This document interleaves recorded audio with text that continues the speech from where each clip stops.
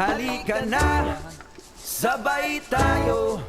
At kung sinong may gusto, dahil sa tubig alat, likas na yaman to.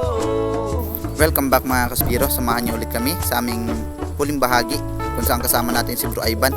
At sa pangalawang dive naman natin ay half day dive kami ni Dudoy sa paghahanap ng may ulam natin dahil nitong mga nakaraan ay napakalakas ng amihan. Kaya samahan niyo kami, let's go! Good morning ulit.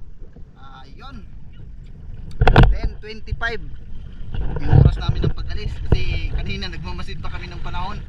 Medyo kakaiba kasi ngayon yung tama ng bagyo sa amin dito, pasyang, pero ayan o, kumalma na. Kaya let's go, subukan natin kung may biyayang nakalaan sa ating ngayong araw.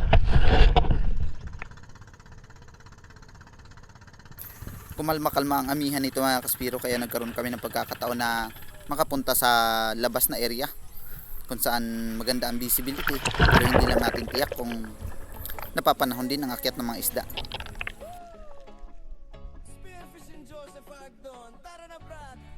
Dito sa ating naging unang spot ay madalas ko nang nahuhulihan ito ng GT, at sa pagkakataong ito sinubukan kong babain at dahan-dahan kong siniyasat yung butas ng kuweba na ito, pero walang GT. Ang nandito ay isang Oriental Sweet Lips, good size na rin kaya hindi na natin pinalampas pa.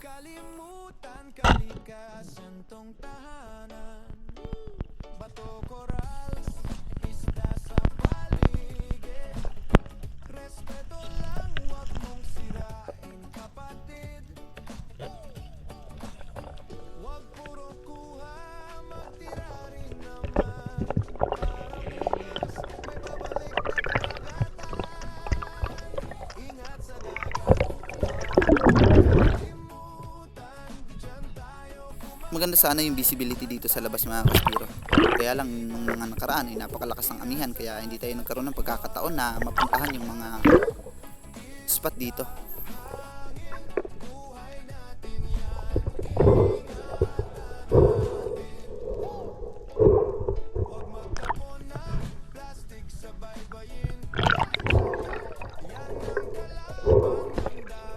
Sa mga isda na napakasarap na sinigang at inihaw mga kaspiro, isang Oriental Sweet Lips ang ating naging unang biyaya.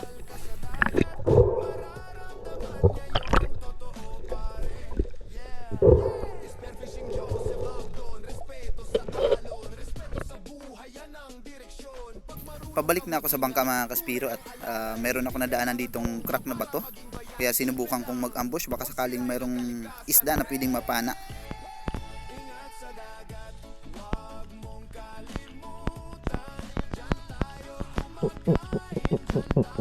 Hanggang sa ilang segundo na ang dumaan mga kaspiro, at dito sa may parting madilim na butas ay meron ako naklaro na gumagalaw na palikpik, at nung tiningnan ko kung anong uring isda, isa pala itong high pin coral trout.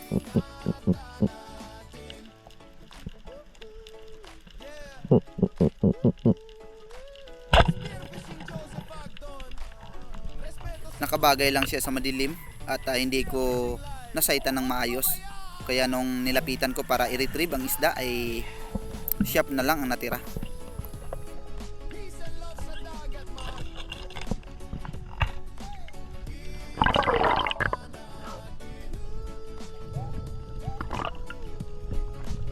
Sayang mga kaspiro, sablay yung ating naging pangalawang isda. Pagkatapos nito ay bumalik na ako sa bangka.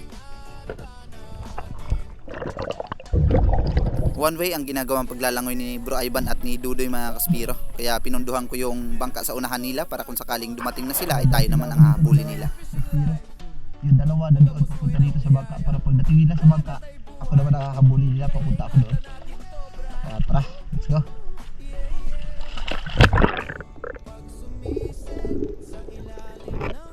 Hindi pa ako nakakalayo ng gusto sa bangka mga kaspiro, mayroon ako nadaanan dito na crack na bato, at sinubukan kong mag-ambush dito kung anong isda ang pwede natin mapana, hanggang sa meron ako natanaw dito sa bandang unahan na 2 pirasong blue spine unicorn o nang tinatawag sa aming surahan. Hinintay ko yung tamang pagkakataon na magkaroon sila ng blind spot at tinuluyan kong babain kaagad. pero nagulat ang isa. Mabuti na lang ay nagpaiwan itong medyo maliit, pero pwede na to.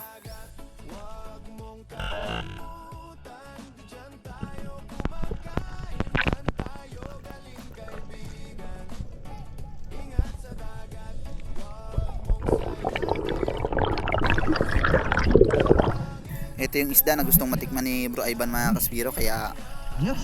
sakto, nakapana tayo ngayon at may pangulam tayo mamayang gabi.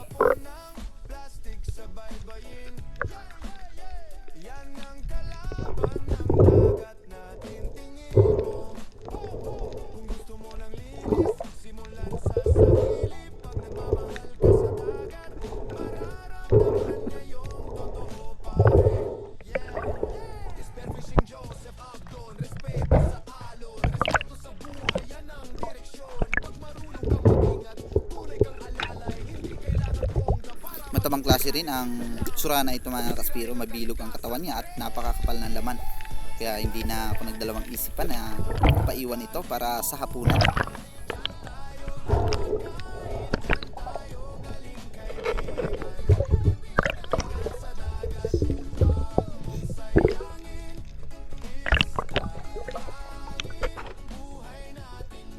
Pagkatapos nating maituhog yung surahan mga kaspiro, bago pa tayo nagsagawa ng pagsisi dito, ay meron na ako nakitang positive na target, 3 oriental sweet tips, at pinili ko yung pinakamalaki, hinintay yung tama distansya para tuluyan nating mapana.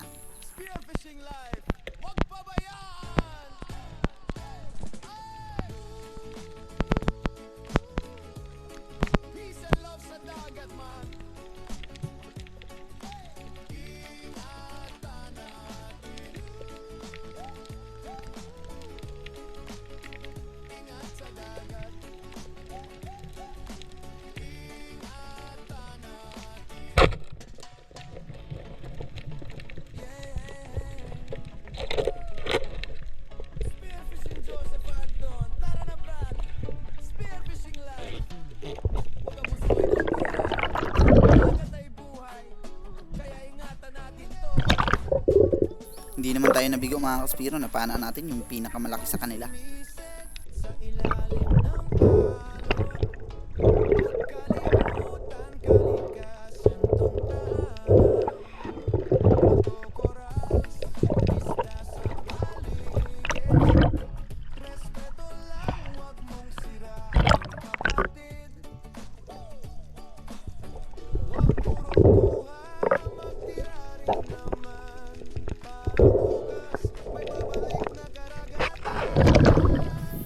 Maya-maya lang ng konti ay sumunod na rin ang dalawa nating kasama mga kaspiro, kaya bumalik na ako sa bangka para makahanap tayo ng malilipatang bahura.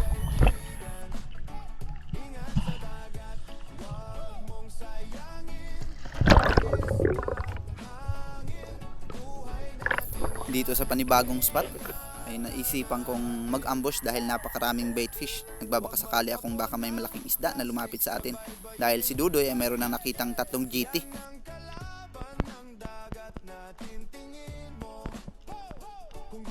Pero may ilap ang mga yon, at dito ay mayroong lumapit sa atin na 2 pirasong Brasi Tribali.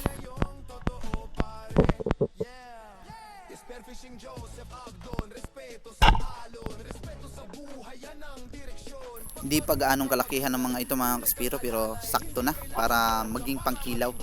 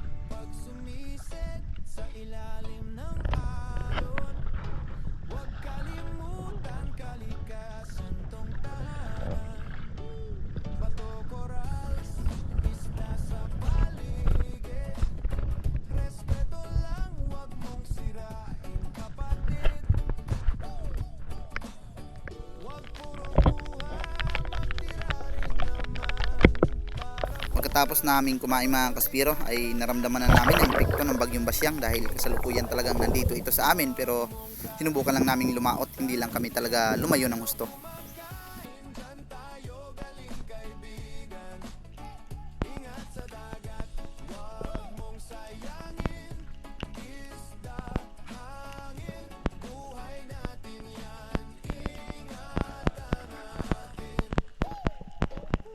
Napilitan na akong panain isang angelfish dito para may kasama yung ating surahan sa pag-ihaw.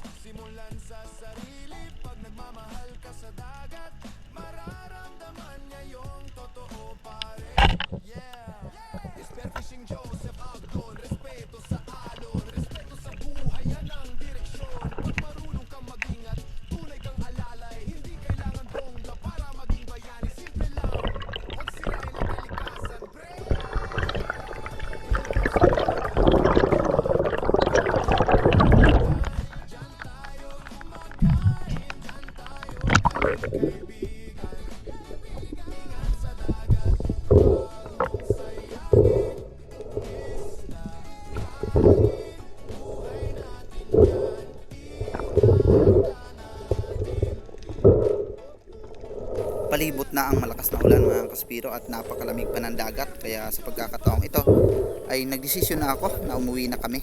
Habang pabalik ako sa bangka, nadaanan ko si Dudoy na may sinisilip sa isang table corals dahil nakuhaan niya na daw ng isang pirasong leopard coral trout.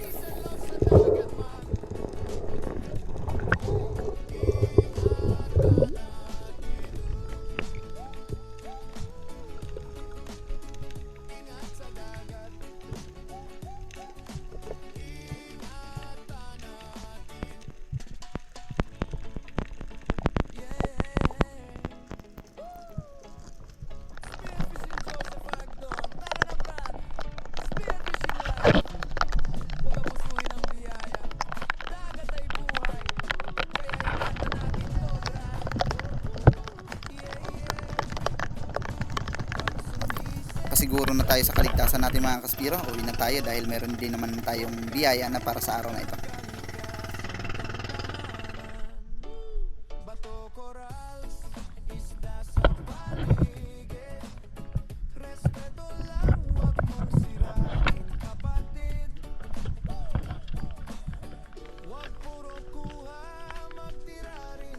Ito na pala yung last day ni Bro Ivan mga kaspiro. Siya ay papunta na ng Puron.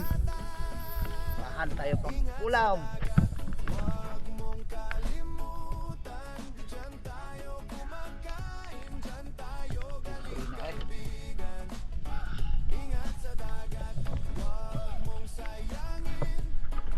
Libre na sa palengke at meron pa tayong panggastos. Sabi laki ng halikin ni Dudoy na nahuli yan. Halikin sweet lips. Wag magtapon ng plastic sa baybayin. 2.1 times 140 lifty 5.7 121 ang total na.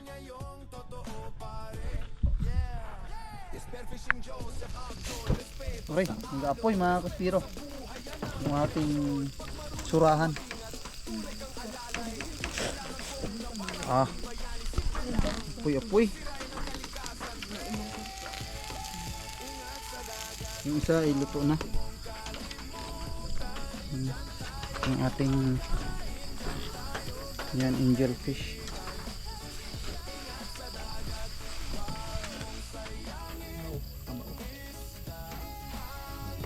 Kain tayo mga kaspiro. Salamat sa Diyos, nakawi kami ng ligtas kahit na bagyo yung aming laot.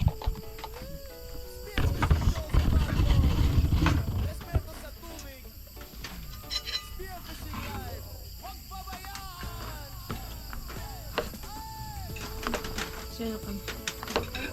Ito. Tulahan. Tulahan. Tulag. Ayan, diba? Tapos may ham. Butahan Jubig, sabi bro ah. Yugo? Ano butangan na eh? Nihaw, oh, ang putian sana sa laot. Kanina yung kinilaw natin kung meron dala.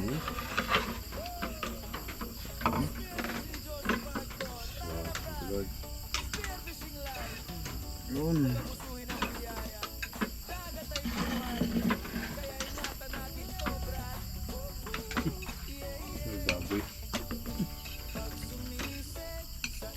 Sasawa na.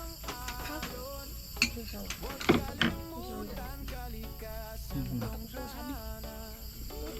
Ang kunti lang ang ramdam. Wala nga.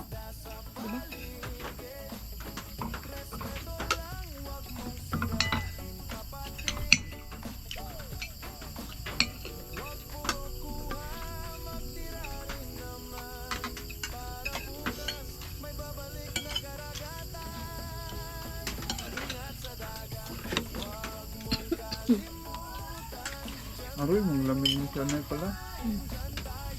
Hirap na kasi siya balatan kung malamig niya.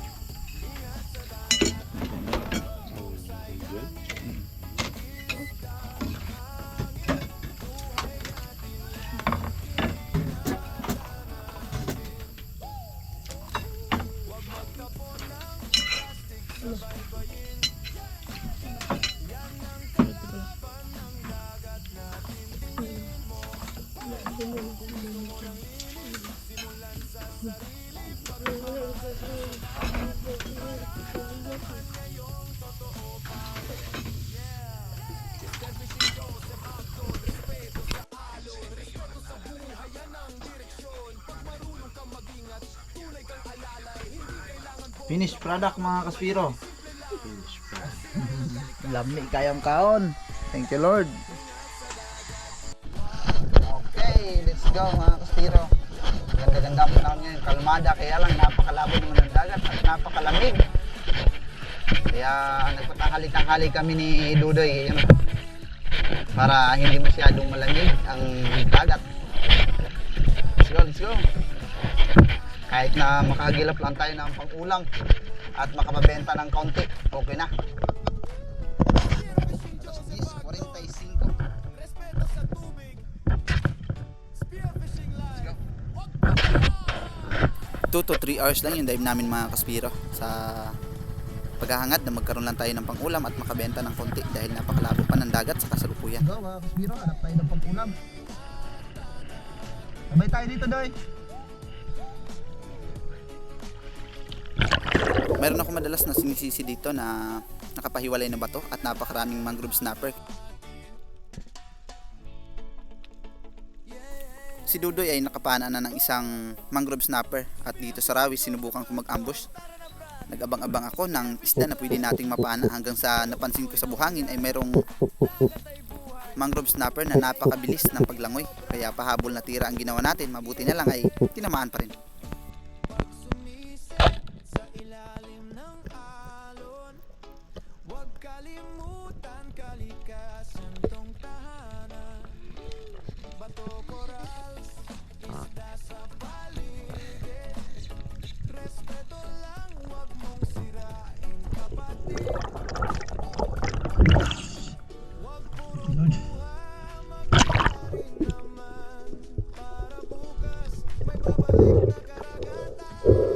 Medyo napasama yung tama sa kanya mga kaspiro dahil biak yung kanyang buto sa bandang itaas ng mata.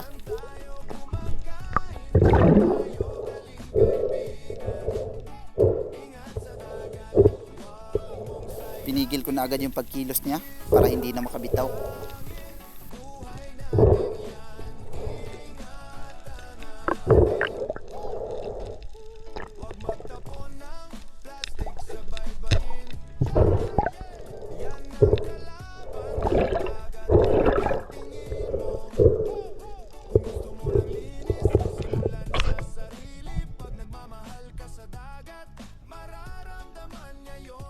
Same spot pa rin, napakalabo sa ibabaw pero kapag naka-ambush na tayo ay medyo lumiliwanag na sa ilalim.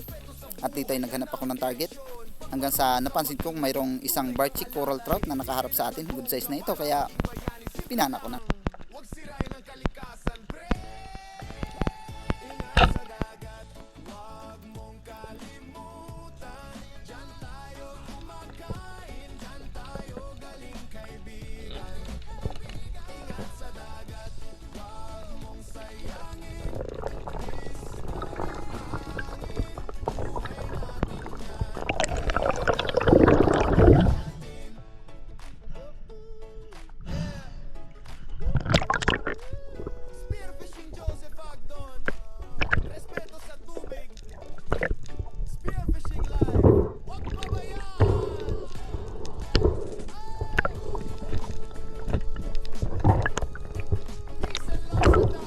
ito yung ating naging pangalawang isda mga kaspiro. Quick dive lang muna yung aming ginawa ngayon dahil meron pa akong gagawin sa pag-uwi namin. Maghahakot pa ako ng kahoy para sa idudugtong nating kusina sa bahay.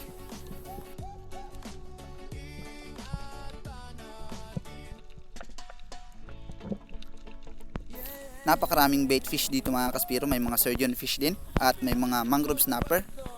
Meron din mga Spanish flag snappers, pero hindi na muna ako pumalabit. Nagbabaka sakali kasi ako na baka may pelagic, pero pagtingin ko sa unahan, napakalaking duyong o sikaw.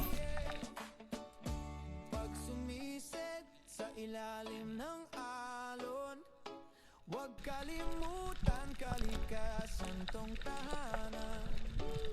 Bato, corals, isda sa paligid. Respeto lang, huwag mong sirain kapatid. Kaya sa muli kong pagbalik ay naghunting na ako dito ng territorial dahil sigurado akong walang pelagic. Takot kasi ang mga pelagic sa mas malaki sa kanila, kagaya ng duyong na dumaan kanina. At dito ay merong nagkukumpulan ng mga barchic coral trout, kaya pinili ko yung pinakamalaki.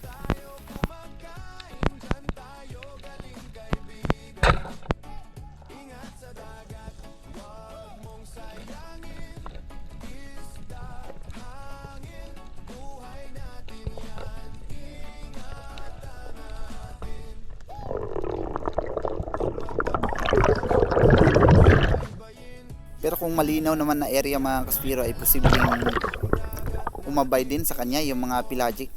Kapag malabo kasi ay napapagkamalan nila itong predator.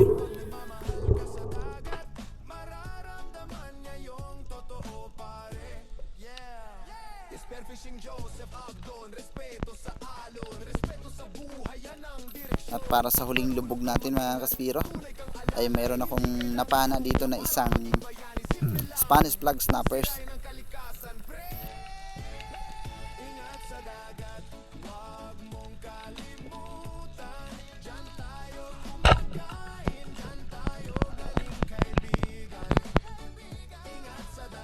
Kaya lang pinulupot niya yung ating monoline, kaya hindi ko na muna pinersa. Lumutang na muna ako para makapagpahinga at babalikan na lang natin ito kapag naka-recover na tayo.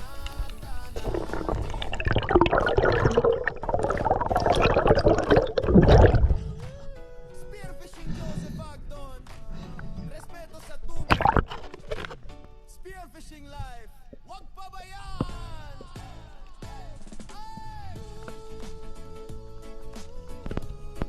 Peace and love sa dagat man.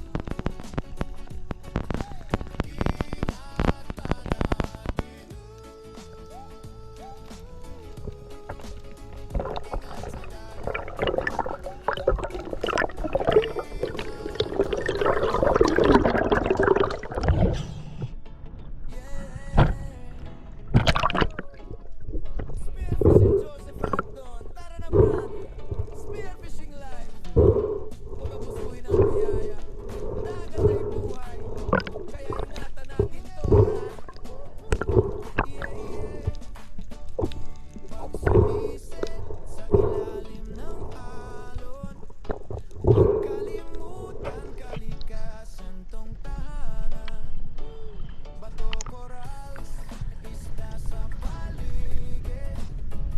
Dali tayo dito mga kaspiro yan.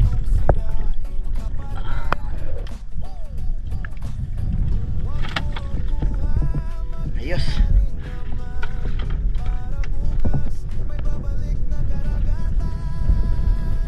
Ingat sa dagat.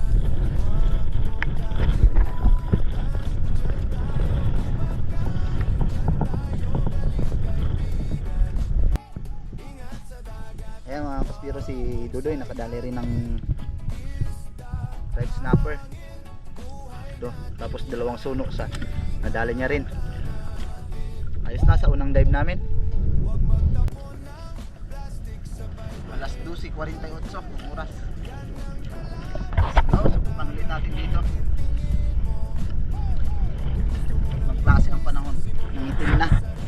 Sumubok pa kaming mag-dive ng isang bahura mga kaspiro, pero hindi na tayo nakadagdag kaya umuwi na kami. At nakabinta rin tayo ng kulang-kulang 900.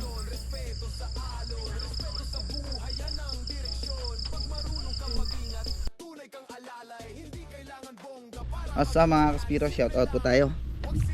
Hindi kami lumaot ngayon dahil napakalakas ng amihan. Kape. Maraming salamat pa rin kay Eduardo Yunson, Jonathan Recto.